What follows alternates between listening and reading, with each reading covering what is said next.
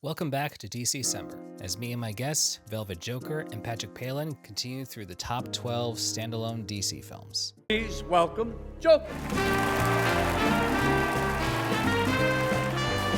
Gotta say, this is probably DC's darkest film in terms of how it is very depressing, and in some ways I feel like it's the very least comic book kind of movie that has ever been made.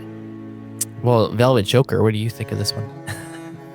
Well, being a huge connoisseur of the Joker, I went in with really low expectations going into this movie. I was like, all right, Joaquin Phoenix is definitely, he either knocks out of the park or he totally whiffs it. At least that's how I've always felt about his career. It's like he has a great movie and then he has a bunch of shitty movies. I went in with no expectation and he blew me out of the water. I mean, his performance in that first Joker movie was just outstanding. I don't want to say it's Heath Ledger outstanding, but it was still pretty outstanding.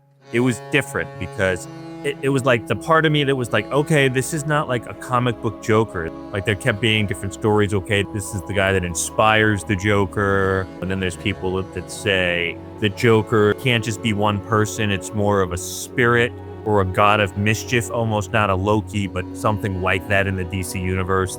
Something evil. He manifests forever like a psychopathy.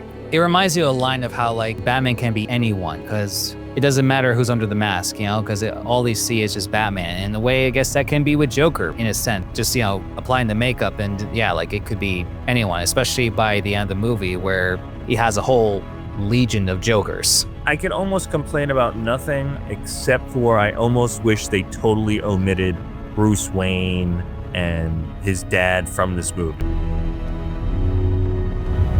That's better. From the comic book aspect, the ages were just all off, and that made no sense. He's not really the Joker, then it didn't really make sense introducing him if he's gonna need a Joker later. So that was the one thing that kind of rubbed me funny. That was the one thing, but other than that, it was a near perfect movie, and it really was one of those movies that you could sit here and watch it 3 times in a row, but if you took different angles each time, whether you were focusing on him or you were focusing on his delusions, or you were trying to figure out what if his delusions were real and what were fucking delusions.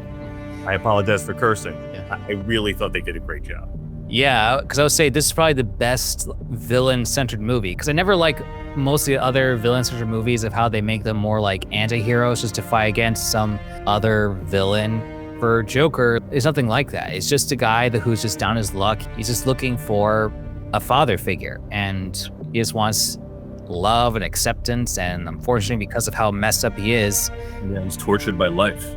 Yeah, he doesn't know what's real or not because of the medication. Because I thought he had something with that neighbor, but... Oh my God.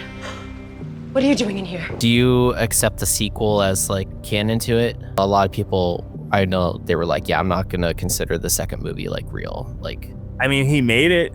Listen, I can't think of what the director's name is right now. Todd Phillips. Thank you, Todd Phillips. I remember after he made Joker, he did a lot of interviews before and immediately after the movie that this was a one-shot movie. Mm-hmm. That was going to be it. And I think he got pressured by the studio and they threw a lot of money in his face and they forced him to do this. And I think part of this movie is a fuck you to the studio.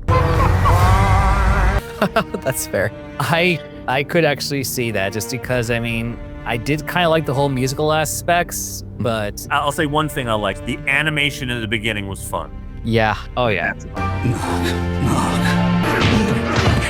I think I'd rather prefer, how the first movie ended, it was kind of a bit ambiguous, wondering was it really all in his head, or, did it really happen? He just got captured, They never got clear. And yeah, I agree with you, Velvet. I wasn't so sure about the whole Thomas Wayne and young Bruce thing. It does feel kind of weird because with these rich people, you never know what they might cover up. So that could be true, which might make it weird if that guy is Bruce's half-brother.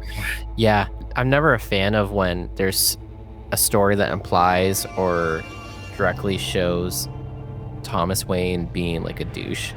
But in the case of this Joker movie, they implied it was possible that he had a kid outside of his marriage, and then it's tentatively confirmed that that wasn't the case. So I was like, all right. But even if it was, this movie, I'm with Velvet here. Like, I really, really enjoy this movie. And like you were saying, you can approach it from different angles every time. And what I've gotten really comfortable with is imagining it's a kind of Elseworlds story where it's like, hey, this is what a world without Batman looks like when you still have Joker in it. And would be the danger and power of his charismatic influence.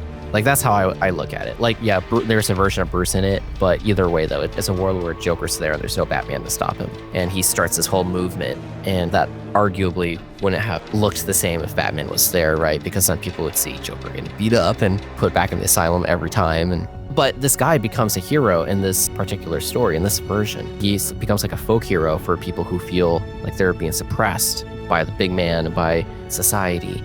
And then when the whole Luigi thing happened, like whatever that guy's name was, the guy who did it, took a hit on this big insurance company CEO.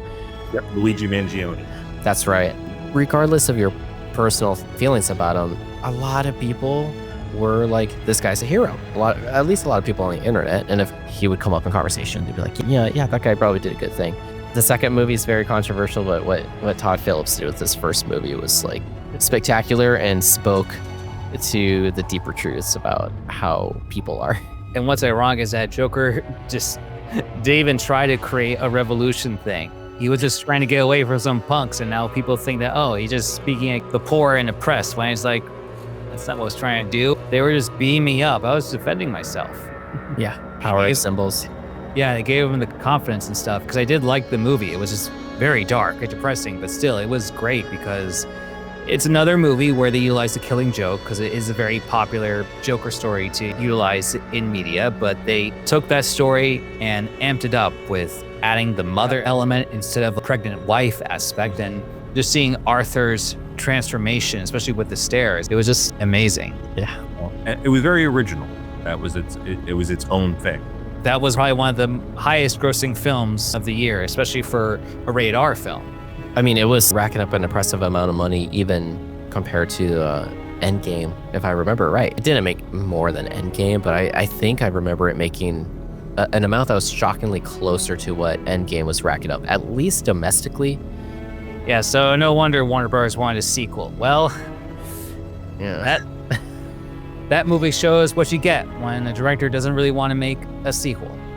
Well, that's how you piss away a half a profit of that one big movie. Although, I'd say if you want a nice Joker Harley musical number, just take a look at the 2004's The Batman episode. I don't care who thinks we're silly. You be Daffy and I'll be Gilly. We're gonna run to bulls and cherry, setting the woods on fire. Thanks for watching today's episode. If you enjoy the commentary, be sure to check out my guest podcast channels. Click the links in the description box to find out more details.